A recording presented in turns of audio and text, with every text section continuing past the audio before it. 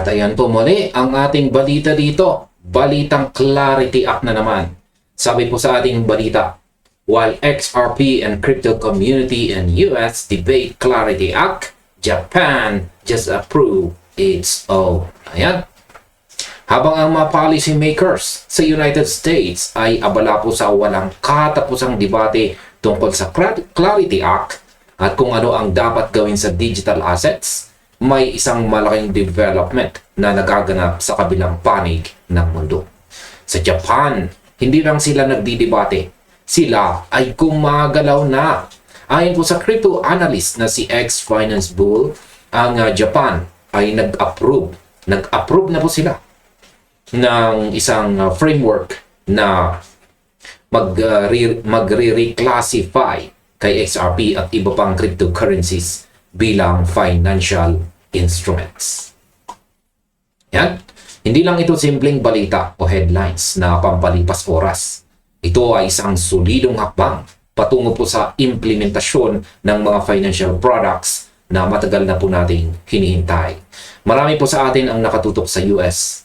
Pero sa totoo lang, ang Japan ang siyang naglalatag ng red carpet para sa institutional adoption ng XRP. Kaya sa video na ito ay pag-uusapan po natin kung bakit ito ang pinakamahalagang development sa crypto space ngayon at kung paano ito magiging mitsa ng malawakang pagbabago. Yan, simulan po natin sa ating unang katanungan kung bakit Japan ang unang magkakaroon ng XRP ETF. Ayon po kay X-Finance Bull, ang desisyong ito ng Japan ay hindi po biglaan. Ito ay bahagi po ng isang malawak na plano.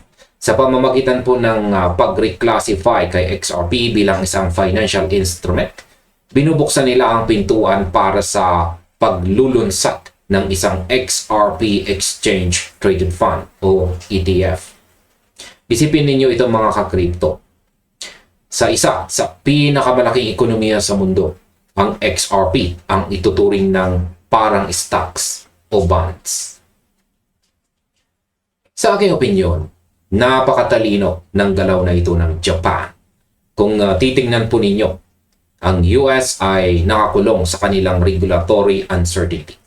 Sa Japan, nilinaw nila ang rules. At dahil malinaw po ang rules, kampante ang mga malalaking institution na pumasok. Hindi ito katulad ng isang rubber band na pilit na hinahatak ng regulation. Ito po ay parang isang foundation na pinuo para sa isang skyscraper. Kapag may legal framework ka, hindi ka na natatakot na mag-invest. Kaya sa aking pananaw, ito ang magiging blueprint para sa ibang bansa. Kapag nakita ng mundo na matagumpay ang XRP ETF sa Japan, magkakaroon ng pressure sa ibang bansa na sumunod. Hindi lang ito usaping XRP. Ito ay usaping pagtanggap sa bagong era ng finance. Dito naman tayo sa SBI Group at ang Ripple. Sila ba ang tunay na mastermind? Isa po sa pinakakapansing-pansing detalye sa analysis ni X-Finance Bull ay ang partisipasyon ng SBI Group. Ayon po sa kanya, bago pa man maaprubahan ang framework ng Upper House Committee sa Japan, may mga ETF filings na palang inihahanda. At sino ang nasa likod nito? Walang iba kundi ang SBI Group. Yan po ang long-standing partner ng Ripple sa Japan. Ngayon, sa aking opinion, hindi ako naniniwala na coincidence ito sa mundo ng finance. Ang SBI Group at Ripple ay matagal nang nagtutulungan. Ang pagkakaroon ng mga nakahandang filings bago pa man maging official ang batas ay nagpapakita ng matinding insider confidence. Para silang naghanda ng dinner party dahil alam nilang darating ang bisita. At ang bisita ay ang bagong batas. Para sa akin, ang ganitong level ng preparation o paghahanda ang nagpapatunay na ang Ripple ay hindi lang basta crypto company. Sila ay isang infrastructure company. Ang kanilang relasyon sa SBI ay ang kanilang secret weapon. Habang ang ibang crypto projects ay naghahanap pa lang ng partnerships, ang Ripple ay mayroon ng ready-made infrastructure sa isa sa pinakamalaking financial centers sa mundo. Ito ay hindi lamang diskarte. Ito ay dominasyon.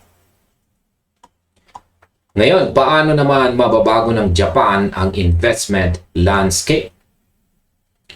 Ipinaliwanag ni X-Finance Bull ang kahalagahan po ng access.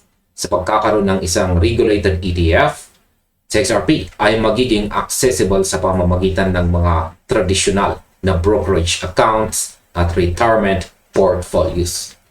Hindi mo na kailangang dumaan sa komplikadong exchange logins o mag-alala sa self-custody kung ayaw mo para itong pagbili ng stocks sa iyong bangko. Sa aking opinion, ito po ang holy grail para sa mass adoption. Sa kasalukuyan, maraming tao ang gustong mag-invest sa crypto pero natatakot sa friction o yung hirap ng proseso. Kung maaari mo nang bilhin sa XRP sa iyong retirement fund, mawawala ang hadlang. Kung ikukumpara natin ito sa nangyari sa United States kung saan ang spot ETFs ay nakakuha ng mahigit $1.48 billion, makikita natin na ang demand ay nandyan na. Ang pagkakaiba lang sa Japan dahil sa kanilang regulatory framework, mas magiging stable po ang growth o paglago nito. Kaya ang tingin ko rito, hindi lang ito tungkol sa presyo. Ito po ay tungkol sa legitimacy. Ang pagkakaroon po ng XRP sa isang retirement account ay nag-aalis ng lahat ng duda na ito na kung saan ay isang speculative asset lamang. Ito po ay nagiging bahagi na ng financial household name. Ngayon, may connection ba ang 20% tax sa crypto adoption? Yan.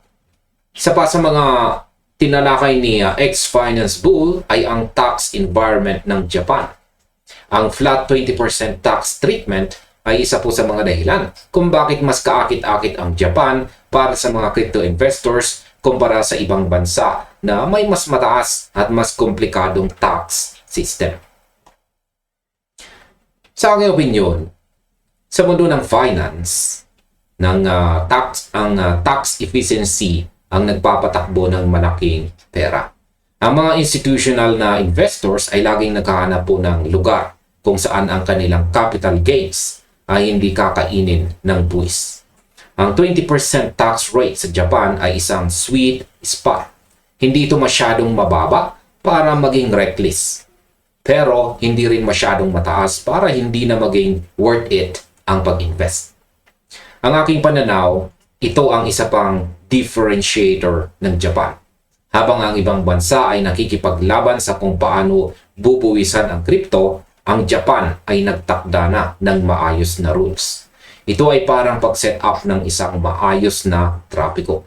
Kapag maayos ang trapiko, mas mabilis at mas ligtas ang daloy ng mga sasakyan.